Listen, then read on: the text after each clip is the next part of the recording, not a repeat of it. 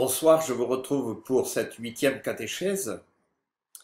Après la première phase du Triduum pascal, et plutôt entre la première phase du Triduum pascal et la deuxième phase, il y a cet espace médian constitué par le samedi saint qui commence le vendredi soir après l'office de la Passion et qui se termine avant la vigile pascale.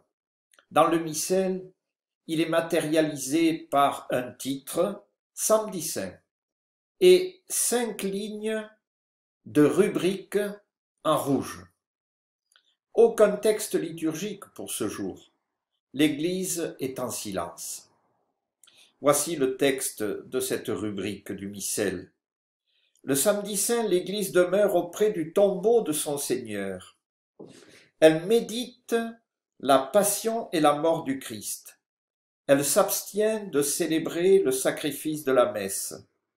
La table de l'autel reste nue jusqu'à la veillée pascale, cette attente nocturne de la résurrection. Alors éclatera la joie de Pâques, joie qui débordera en 50 jours de fête.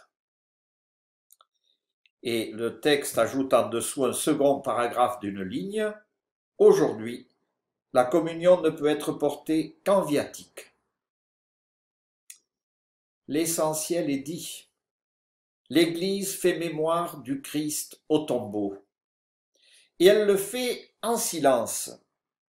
Et c'est bien dommage que dans certaines paroisses, parfois, on commence à s'affairer dès le samedi après-midi, quand ce n'est pas le samedi matin, pour préparer le sanctuaire et l'autel pour la célébration de la vigile pascale, en mettant des nappes, les cierges, les fleurs, etc., alors qu'il suffit de le faire en fin de journée, quelques heures avant la célébration de la vigile pascale, qui commence normalement à la nuit tombée.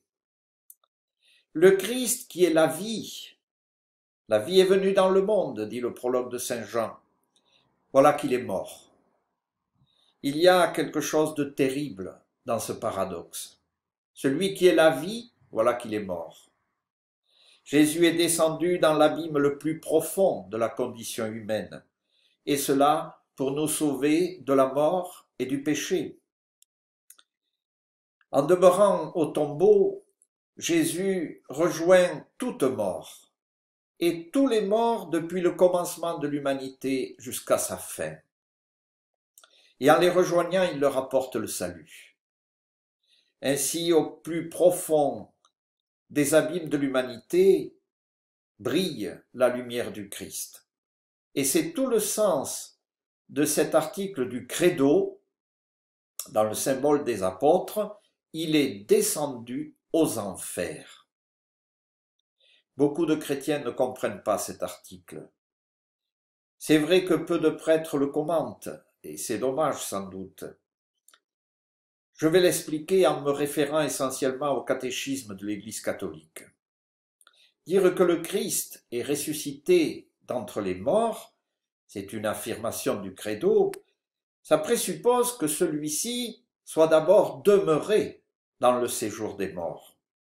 Et ce séjour des morts, où le Christ est descendu ou a séjourné, l'Écriture l'appelle les enfers, le Sheol ou l'Hadès. On trouve cela dans plusieurs textes du Nouveau Testament, l'Épître aux Philippiens au chapitre 2, les Actes des Apôtres au chapitre 2, l'Apocalypse au chapitre 1 et l'Épître aux Éphésiens au chapitre 4. Parce que ce qui s'y trouve dans ces enfers, cet Hadès, c'est le mot grec, ou dans ce Sheol, c'est le mot hébreu, eh bien, ils sont privés de la vision de Dieu. C'est cela que ça signifie. Et il y a essentiellement deux manières de comprendre cette descente de Jésus au séjour des morts. La première, c'est la plus simple. C'est dire d'une autre manière qu'il est mort, qu'il est vraiment mort avant d'être ressuscité d'entre les morts. Si le symbole des apôtres insiste sur le fait que Jésus a été vraiment mort, c'est que lorsque on a écrit ce credo au IVe siècle, cela n'allait pas de soi. Pendant les premiers siècles de notre ère, tout un courant théologique, qu'on appelle le courant du docétisme, a nié l'humanité de Jésus. Pour ces docètes, eh bien Jésus était et était seulement Dieu sur terre et parmi les hommes, mais il n'avait qu'une apparence humaine, il n'était pas vraiment homme. Et en conséquence, dire que Jésus, le Fils de Dieu, Dieu lui-même, était mort sur la croix, c'était une aberration et une impiété pour ces gens du docétisme. Et voilà pourquoi le symbole des apôtres, qui s'est élaboré peu à peu contre ce courant du docétisme, a en quelque sorte voulu mettre les points sur les i. Et il énonce que Jésus a souffert sous Ponce Pilate, ce qui est une manière d'insister sur son humanité et son historicité. Puis il ajoute, il a été crucifié. Puis il ajoute encore, pour être encore plus clair, il est mort. Puis il insiste encore, il a été enseveli. Puis, pour être encore plus clair, il ajoute enfin, il est descendu aux enfers, c'est-à-dire au séjour des morts. Eh bien, cela fait 4 verbes pour dire la même chose, à savoir que Jésus est vraiment mort. Et ensuite, le credo précise qu'il est ressuscité des morts. Au moment où ont été rédigés les évangiles, on insistait sur le fait que Jésus-Christ est vraiment ressuscité.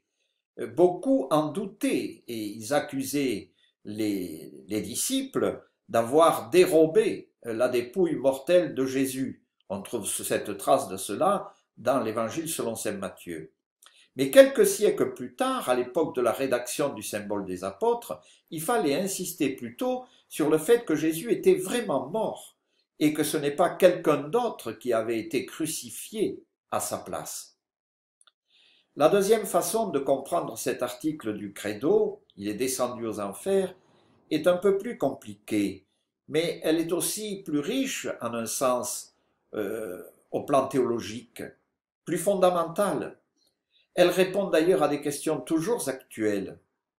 Si Jésus-Christ est venu simplement pour sauver les chrétiens, ou plutôt tous ceux qui viennent après lui dans l'histoire, qu'en est-il alors de ceux qui, depuis Adam et Ève, n'ont pas pu confesser son nom, et ce tout simplement parce qu'ils ont vécu avant Jésus de Nazareth?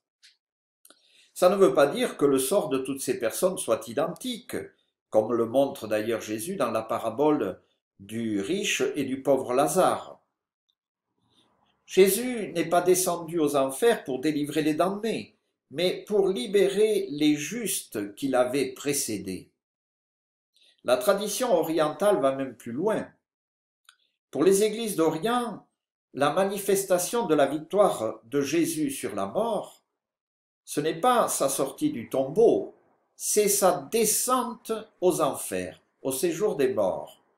Il y descend un peu comme dans ce fameux mythe grec d'Orphée, qui va délivrer son Eurydice aux enfers. Pour briser les verrous de la mort, Jésus descend donc, oui, au séjour des morts pour briser les verrous de la mort, pour fouler aux pieds Satan vaincu et délivrer les morts et les pécheurs que Satan avait enchaînés. Puis, il remonte au ciel près du Père, en tirant derrière lui les morts qu'il a libérés. La descente au séjour des morts, ce sont en quelque sorte les prémices de son ascension. C'est aussi la vision paulinienne dans l'épître aux Éphésiens. Saint Paul dit, celui qui est descendu, c'est le même que celui qui est monté au-dessus de tous les cieux afin de remplir toutes choses. Autrement dit, il n'y a plus de lieu exclu de la Seigneurie du Christ. Le Christ triomphant détient les clés du séjour des morts. Et dans une autre épître, saint Paul dit ceci, tout genou peut fléchir devant le Christ, dans les cieux, sur la terre et sous la terre, ce qui veut exprimer une globalité, une totalité au plan symbolique. C'est là qu'en Orient nous trouvons, et c'est un thème récurrent chez les pères de l'Église, le magnifique thème de la délivrance d'Adam. Adam symbolise toute l'humanité qui a précédé la venue de Jésus-Christ. Plus encore, il symbolise l'humanité tout entière. Et il y a un beau texte de la liturgie des matines de l'Ascension dans l'Église orthodoxe qui dit ceci: « Étant descendu du haut des cieux sur terre, ayant comme Dieu relevé la race d'Adam qui gisait humiliée dans les prisons de l'enfer, par votre ascension au Christ, vous l'avez fait remonter au ciel. » Et dans le même catéchisme de l'Église catholique, on trouve aussi un texte qui va dans le même sens. C'est une homélie de l'Antiquité de l'Église pour le Samedi Saint. Voici ce texte que je vous lis qui est un peu long. Aujourd'hui, un grand silence enveloppe la terre. Un grand silence et un grand calme. Un grand silence parce que le roi dort. La terre a frémi et s'est tue parce que Dieu s'est endormi dans l'enfer et l'enfer a tremblé. Dieu s'est endormi pour un instant et il réveille ce qui était dans les enfers. Il va rechercher l'homme comme la brebis perdue. Il veut absolument visiter ceux qui sont assis dans les ténèbres et l'ombre de la mort. Il va délivrer de leur prison et de leur peine Adam et Ève, lui qui est à la fois Dieu et fils d'Ève. Il prend l'homme par la main en lui disant « Éveille-toi, ô toi qui dors, lève-toi d'entre les morts et le Christ t'illuminera. Je suis ton Dieu, pour toi je suis devenu ton fils, et j'ai le pouvoir de dire à toi et à tes descendants enchaînés, sortez. À ceux qui se trouvent dans les ténèbres, je dis, soyez illuminés, et à ceux qui sont couchés, levez-vous. À toi je dis, éveille-toi, ô toi qui dors, car je ne t'ai pas fait pour que tu demeures enchaîné. Lève-toi d'entre les morts, car je suis la vie des morts. Lève-toi, ouvrage de mes mains, lève-toi, ô mon image, toi qui as été créé à ma ressemblance. Lève-toi, partons d'ici, car tu es en moi et moi en toi, nous formons un seul et indivisible visage. Lève-toi, partons d'ici, l'ennemi t'a fait sortir du paradis terrestre, moi, ce n'est plus en ce paradis mais au ciel que je vais t'introduire. Je t'ai jadis interdit l'accès à l'arbre de vie, mais je suis moi-même la vie, et maintenant je m'unis à toi. Au revoir, à la prochaine fois.